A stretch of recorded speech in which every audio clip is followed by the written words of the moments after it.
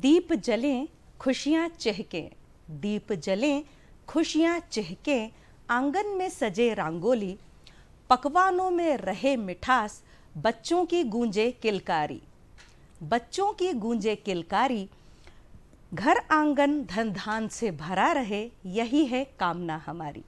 नमस्कार किसान भाइयों, दीपावली के शुभ अवसर पर आप सभी को कृषि दर्शन परिवार की ओर से ढेर सारी शुभकामनाएं और बधाइयाँ। किसान भाइयों, हम सभी की शुभकामनाओं के साथ आपका ये दीपोत्सव बहुत सारी खुशियां लेकर आए आपके घर आंगन। इन सभी के साथ साथ हम आपको ये बताना चाहते हैं कि आज के अंक में हम जानकारी देंगे कि रबी की फसलों की उन्नत प्रजातियां कौन कौन सी हैं। इस विषय को लेकर जानकारी देने के लिए आज हमारे साथ हमारे स्टूडियो में उपस्थित हैं हमारे ही एक बहुत ही विशेष अतिथि जो हैं डॉक्टर राजमोहन शर्मा। ये वैज्ञानिक है कृषि विज्ञान केंद्र गंजबासौदा से। नमस्कार सर, बहुत बहुत स्वागत है आपका। सर, सबसे पहले तो आप हमारे किसान भाइयों को ये बताइए कि रबी की मुख्य फसलें कौन कौन सी हैं और उनकी उन्नत प्रजातियां क्या क्या हैं। जी देखिए, रबी का मौसम स्टार्ट होने वाला है। रबी के मौसम में जो मुख्य फसल होती है हमारे क्षेत्र में वो मध्य प्रदेश की गेहूं और चना जो है मुख्य फसल है। इसके अलावा जैसे मसूर भी और जो मटर है वो भी उगाई जाती है रबी मौसम में। और तिलहनी फसलों में अलसी है आपका, और कुसुम है, करडी जिसको बोलते हैं, कुसुम है, सैफ्लावर करडी, ये भी रबी मौसम में उगाई जाती है। जी, सर्वाधिक बुआई तो गेहूं की होती है। तो गेहूं की उन्नत प्रजातियां किसान भाई कौन कौन सी लगाएं जिससे कि वो अधिकाधिक लाभ ले सकें। देखिए, गेहूं जो है, गेहूं की अलग अलग दशाओं में किसान भाई खेती करते हैं। तो जिस दशा में खेती करते हैं, पहले मैं उस दशा के बारे में चर्चा कर लूं, फिर उसके बाद उस दशा के अकॉर्डिंग आप किसान भाई अपनी प्रजाति का चयन कर सकते हैं। देखिए, यदि आपके पास पानी का साधन नहीं है, मतलब आप वर्षा आधारित खेती करना चाहते हैं, आप सिंचाई नहीं दे सकते, तो उस दशा में आपको गेहूं की बुआई जल्दी से जल्दी कर लेना चाहिए। 30 अक्टूबर के पहले हो जाती है तो बहुत अच्छा रहता है, ताकि आप जो मृदा में नमी है खरीफ मौसम की उसका उपयोग कर सकते हैं। या इस को बोलते हैं बारानी खेती या वर्षा आधारित खेती। वर्षा आधारित खेती में जो मुख्य प्रजातियां हैं जो किसान भाई बहुत पहले से उगाते आ रहे हैं, जो कि C306 है, लेकिन आजकल C306 वैरायटी बहुत कम किसान उगा रहे हैं, क्योंकि ये काफ़ी पुरानी वैरायटी हो गई है और इसका उतना उत्पादन नहीं मिलता। लेकिन इस वैरायटी की खास बात ये है कि ये गेहूं हम उगाते हैं चपाती बनाने के लिए। तो जो चपातियां हैं मुलायम बनती हैं, तो ये वैरायटी चपाती बनाने के लिए होती है, इसलिए इसको सरबती गेहूं भी बोलते हैं। तो हम लोगों ने प्रयासों से एक ऐसी वैरायटीज़ उपलब्ध किसानों के लिए विकसित की हैं जिनमें गुण चपाती मेकिंग क्वालिटी जो सरबती जैसी हो, लेकिन उत्पादन भी अच्छा मिले। तो ऐसी प्रजातियों का किसान भाई चयन करें। C306 को छोड़ के दूसरी प्रजातियां हैं जो हैं सरबती जैसी, लेकिन आपको कम पानी में भी वो अच्छा उत्पादन दे सकती हैं। जैसे JW3211 है, JW17 है और JW3173 है। इसी प्रकार से जो कृषि अनुसंधान केंद्र इंदौर है, वहाँ से विकसित की गई कुछ प्रजातियां हैं, अमृता, हर्षिता, HI 1500, ये प्रजातियां हैं। अभी की जो नवीन विकसित प्रजाति में JW3288 है और JW3269 है। क्योंकि मैं किसान भाई, यदि नवीन प्रजातियां जो कि 10 साल के अंदर विकसित की गई हैं, उनका यदि आप प्रोग्राम लेते हैं तो उन्हें किस राज्य शासन से सब्सिडी भी मिलती है। इसलिए उन्हें ऐसी वैरायटी का चयन करना चाहिए जो कि 10 साल के भीतर की निकली हुई है। तो ये दो वैरायटी जो हैं 10 साल के अंदर वाली हैं, लेकिन ये बाकी वैरायटी जो मैंने बताई है वो भी काफ़ी पॉपुलर हो चुकी हैं किसान भाइयों के बीच में। इसके अलावा यदि आपके पास 3 या 4 पानी की साधन हैं, मतलब 4 सिंचाई आप कर सकते हैं, तो उस दशा में आपको किसी भी हालत में 25 नवंबर तक गेहूं की बोनी कर देना चाहिए। यदि आप इसको बोलते हैं हम समय से बोनी के लिए सिंचित अवस्था में। तो सिंचित अवस्था के लिए जो वैरायटीज़ अभी किसान भाइयों के बीच में पॉपुलर है, उनमें है जैसे JW1201 है, पूर्णा है, स्वर्णा है, और ये पूषा मंगल है। ये ड्यूरम व्हीट की वैरायटी है। ड्यूरम व्हीट जो होता है कठिया गेहूँ होता है, ये जो मैक्सिकन व्हीट होता है, ब्रेड व्हीट भी बोलते हैं जिसको, जिससे मैदा बने, हाँ, पिसी जिसको बोलते हैं किसान भाई, उसका उपयोग होता है चपाती बनाने के लिए मेन। और जो कठिया गेहूं होता है उसको ड्यूरम व्हीट बोलते हैं, लाल गेहूं भी बोलते हैं। इसका उपयोग होता है पास्ता बनाने में, बेकरी प्रोडक्ट्स बनाने में, सूजी बनाने में।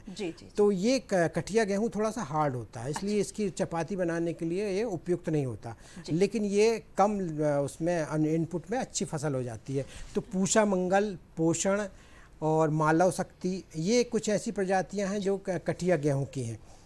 इसके अलावा JW 1255 भी एक कठिया गेहूं की उन्नत प्रजाति है, जो कि अभी पिछले दशक के अंदर की वैरायटी है, तो इसको भी किसान भाई ले सकते हैं। सिंचित अवस्था में जो समय से बोनी के लिए नई प्रजाति की जो मैं बात कर रहा था, उसमें है JW 3282, JW 3282 और GW 451। GW ये गुजरात से विकसित की गई है और JW जो है जवाहरलाल नेहरू कृषि विश्वविद्यालय की प्रजाति है।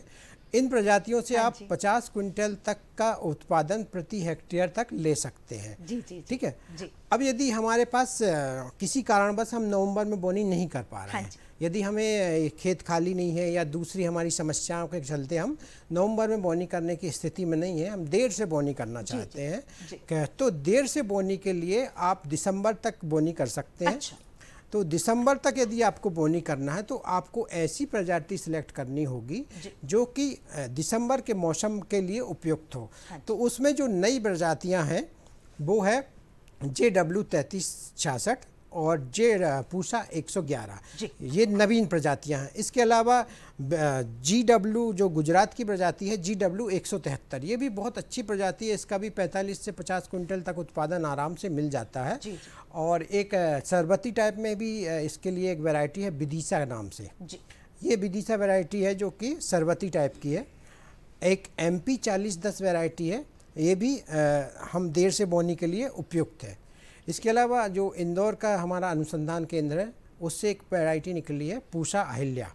इस वैरायटी में एक तो जिंक और आयरन की अधिकता पाई जाती है, तो यदि किसान भाई ये ले जाते हैं तो माल न्यूट्रिशन जो होता है उसके लिए भी ये बच्चों के लिए अच्छी है। इसका तो पूषा अहिल्या का भी आप प्रयोग कर सकते हैं देर से बोनी की स्थिति में।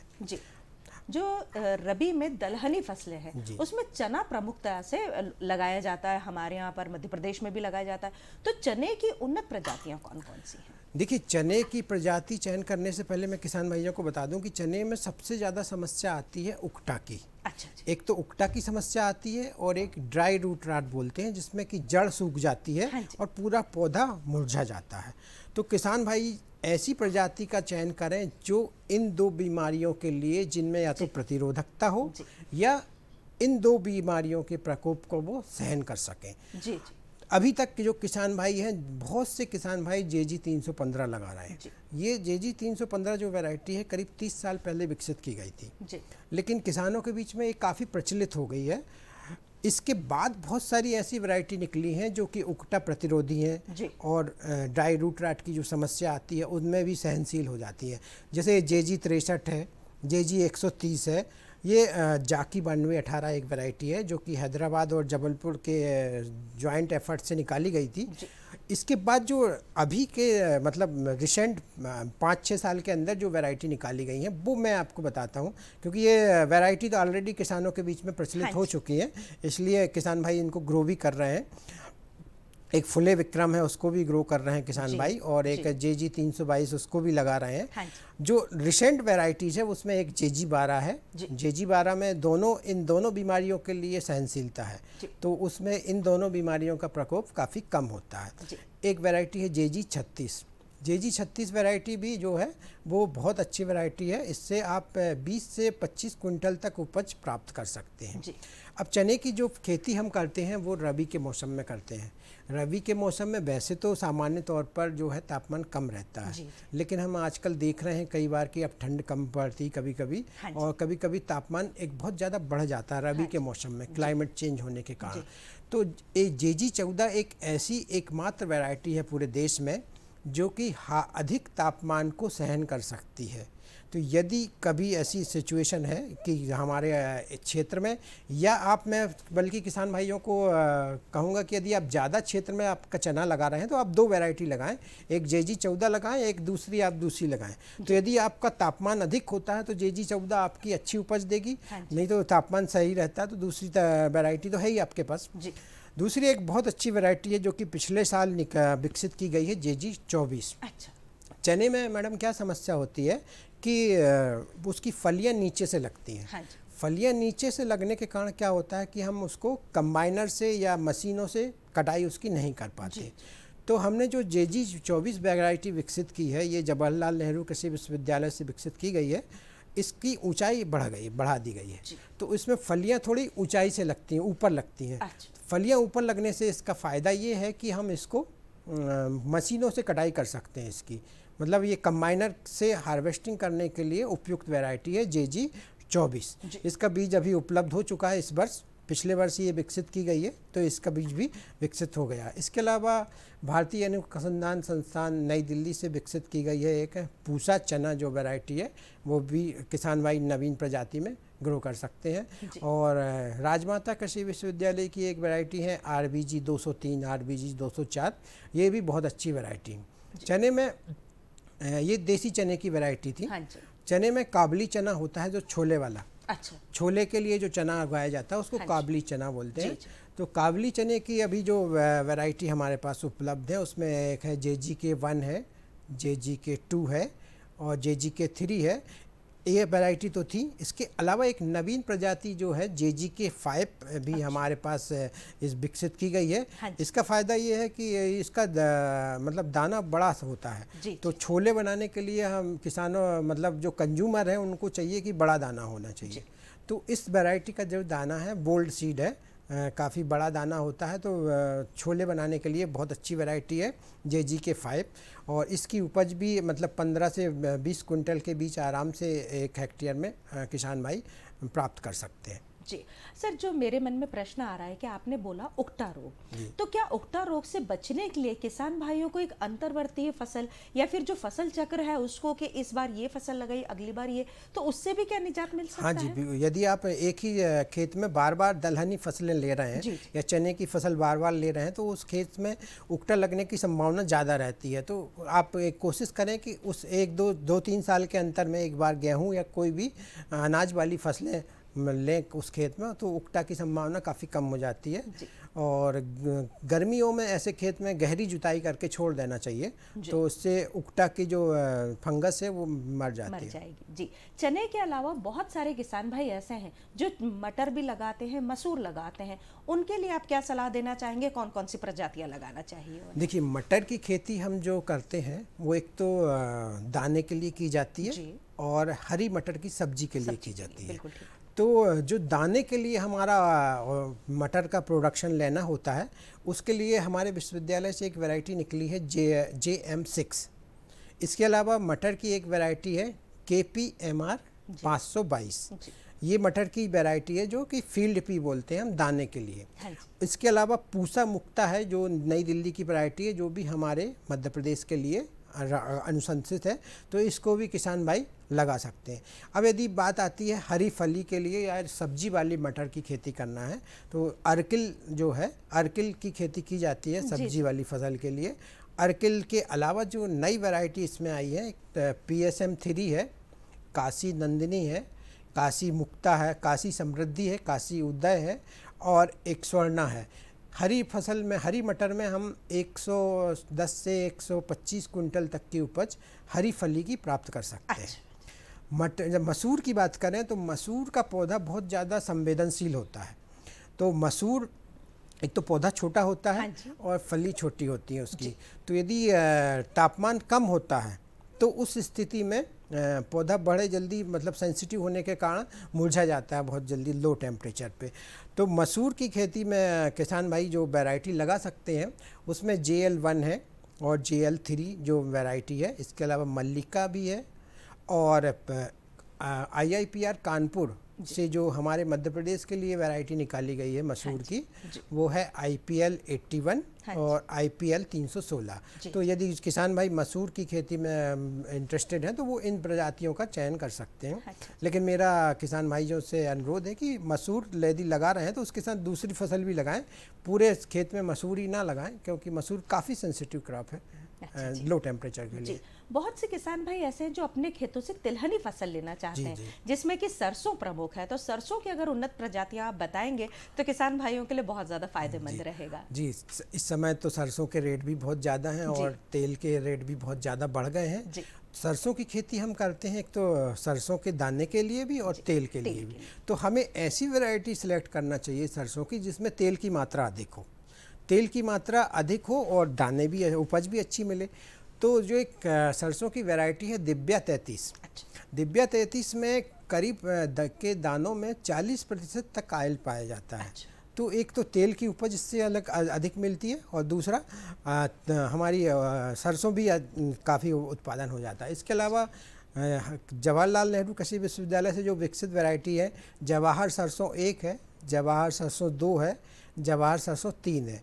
और जो नई दिल्ली से विकसित वैरायटी है मध्य प्रदेश के लिए, पूषा जय किसान काफ़ी पॉपुलर वैरायटी है और ये सरसों में काफ़ी किसानों द्वारा उगाई जाती है। इसके अलावा पूषा बोल्ड है, पूषा जय किसान वैरायटी है, बहुत अच्छी वैरायटी है। और ग्वालियर से एक वैरायटी निकली है राज विजय सरसों, ये भी हम सरसों में, और पूषा सरसों 21 है। इन प्रजातियों को भी हम सरसों के लिए लगा सकते हैं।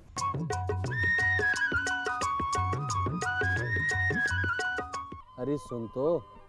मुझे क्या सुनाना चाहते हो? जो सुनाओ मेरी सौतन को। किसको? अरे वही तुम्हारा मोबाइल फोन जिससे सुबह शाम दिन रात चिपके रहते थे और कहते थे किसान कॉल सेंटर से बातें हो रही हैं। अच्छा ये बात है। हाँ क्यों, क्या हुआ? अब बात नहीं होती क्या? अब तो झट से बात हो जाती है। संबंधी समस्याओं का अपनी भाषा में तुरंत हल पाने के लिए पूरे भारत में किसी भी फोन से हेल्पलाइन नंबर पर संपर्क करें। किसानों का दोस्त किसान कॉल सेंटर।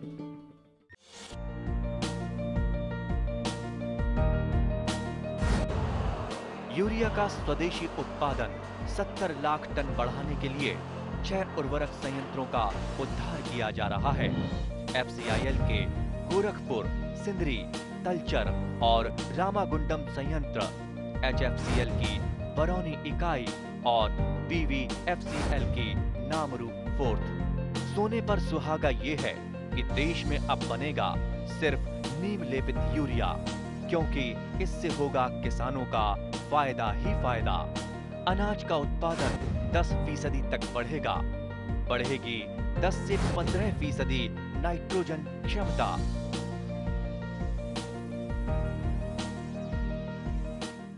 जी, मेरे मन में आ ही रहा था कि एक जो अलसी है, क्योंकि आजकल लोगों को जो कहते हैं कि एक जो हेल्थ कॉन्शियस लोग हैं वो लोग भी लगातार ले रहे हैं अलसी खाने के लिए, चाहे रोटी में डालने के लिए, अलसी का तेल भी यूज कर रहे हैं। तो वो कैसे, उनकी प्रजातियां वगैरह बताएं तो। देखिए, जिन किसान भाइयों के पास एक तो पानी का साधन नहीं है जी, और जिनके पास मतलब लो कास्ट में कोई यदि प्रोडक्शन करना चाहते हैं किसी फसल का रबी सीजन में, तो उनके लिए सबसे उपयुक्त है अलसी। अरे वाह। अलसी को आपको लगाना है और काटने जाना है, कुछ भी नहीं करना, कोई कास्ट इसमें नहीं लगती है आपकी।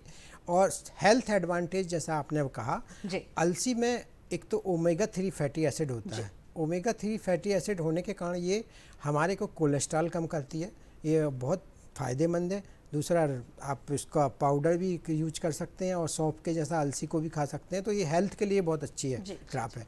दूसरा, अलसी का पौधे में, अलसी तो मिल गया हमें, अलसी का पूरा पौधा जो है इससे फाइबर निकलता है। अच्छा।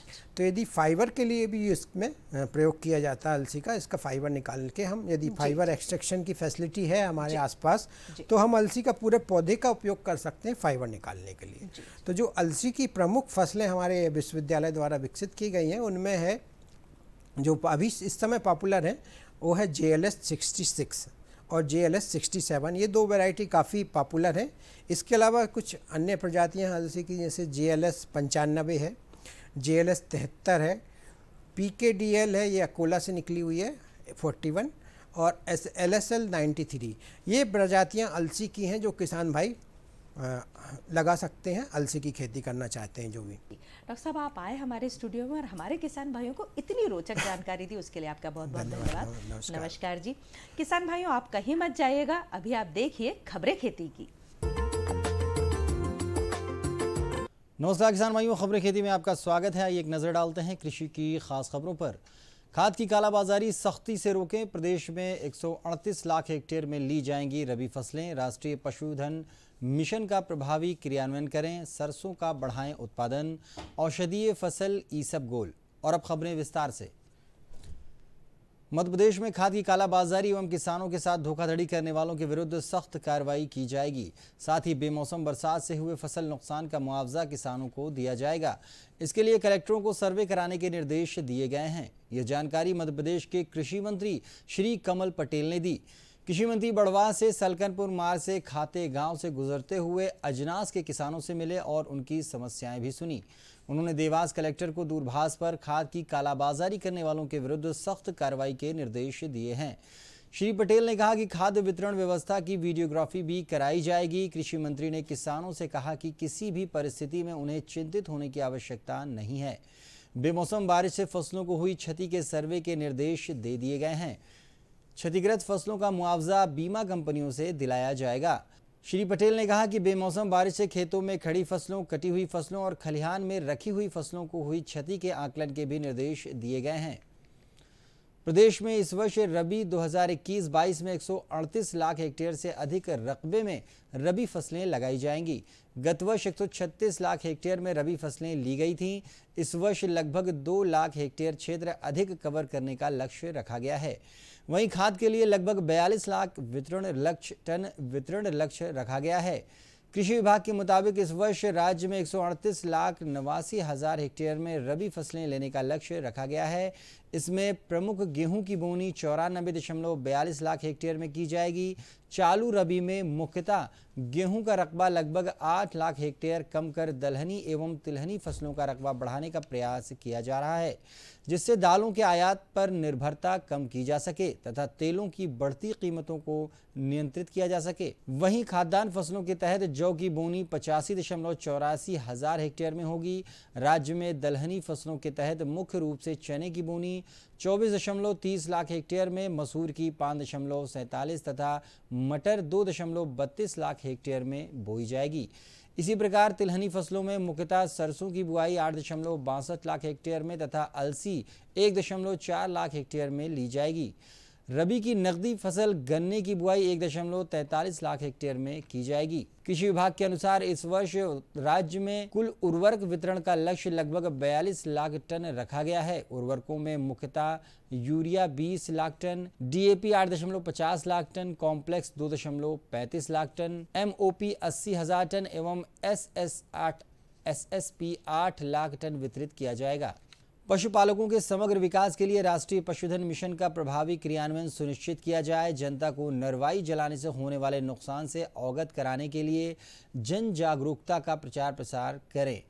मध्य प्रदेश के अपर मुख्य सचिव एवं कृषि उत्पादन आयुक्त श्री शैलेंद्र सिंह ने वीडियो कॉन्फ्रेंसिंग के माध्यम से इंदौर संभाग के सभी जिलों में खरीफ 2021 की समीक्षा एवं रबी 2021-22 के कार्यक्रम निर्धारण के लिए आयोजित बैठक में उक्त निर्देश दिए।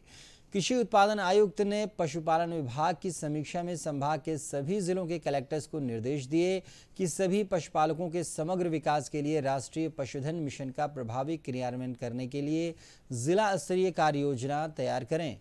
उन्होंने संभागायुक्त को संभाग में दुग्ध संघ को बढ़ावा देने के लिए बेहतर मार्केटिंग की दिशा में प्रयास करने एवं धार में दुग्ध सहकारी समिति द्वारा भूमि आवंटन के संबंध में की गई मांग की पूर्ति सुनिश्चित करने को कहा है। एपीसी ने दुग्ध उत्पादन समितियों के माध्यम से इंदौर संभाग में दुग्ध कलेक्शन बढ़ाने के दिशा निर्देश भी जारी किए हैं। एपीसी ने जिलों में किसानों को नरवाई जलाने से होने वाले प्रदूषण और अन्य पर्यावरणीय नुकसानों से अवगत कराने के लिए जागरूक करने के निर्देश दिए हैं।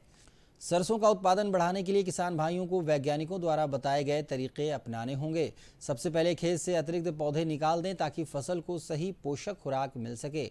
खरपतवार प्रत्येक फसल में चुनौती बनकर खेत में रहते हैं, उनको निकालना अत्यंत आवश्यक कार्य होता है। कोई भी सिंचाई या उर्वरक देने के पहले ही खरपतवार बुआई के 30 से 35 दिनों के अंदर ही हटा दिए जाने चाहिए। सिंचित फसल में पहली सिंचाई बुआई के 30 दिनों बाद तथा दूसरी सिंचाई बुआई के 55 से 60 दिनों बाद की जानी चाहिए। यदि एक ही सिंचाई का साधन हो तो पुष्प अवस्था में सिंचाई करें। माहों का आक्रमण प्रत्येक अवस्था में हो सकता है। 50 माहों प्रति पौध होने के तुरंत बाद मिथाइल डेमेटॉन 750 मिलीलीटर प्रति हेक्टेयर की दर से 2 छिड़काव 15 दिनों के अंतर से करें। मित्र कीट की सक्रियता पर नजर रखने के बाद ही यह कार्य यथासंभव शाम के समय करें ताकि वर्गीकरण क्रिया में सक्रिय कीटों को हानि न हो पाए। पत्तों पर धब्बा रोग के बचाव के लिए मैंकोजेब 2 ग्राम प्रति लीटर पानी में घोल बनाकर 15 दिनों के अंतर से 2 छिड़काव करना चाहिए। औषधीय फसल ईसबगोल मध्य प्रदेश के मालवा में की जाती है। इसकी बोनी 20 नवंबर तक की जा सकती है। इसके लिए खेत से जल निकासी वाली दोमट भूमि की ज़रूरत होती है। इसमें ध्यान रखने की ज़रूरत सिर्फ इतनी होती है कि इसका बीज बारीक और हल्का होता है, इसलिए खेत की तैयारी अच्छी तरह से करने की ज़रूरत होती है। ईसबगोल लगाने वाले किसान भाई चाहें तो JI2 किस्म लगा सकते हैं। इसे सर्वोत्तम किस्म माना जाता है। अन्य किस्मों में JI4, HI5 का भी चयन किया जा सकता है।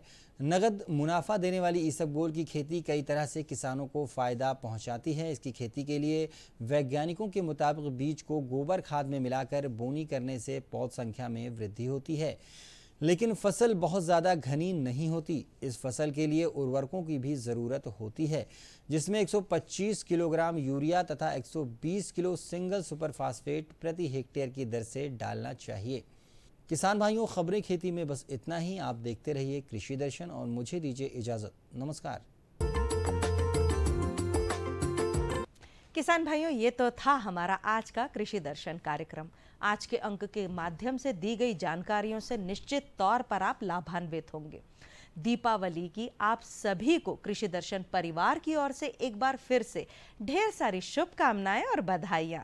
अगले अंक में फिर होगी मुलाकात कुछ अन्य कृषि संबंधित जानकारियों के साथ। तब तक के लिए हमें आज्ञा दीजिए।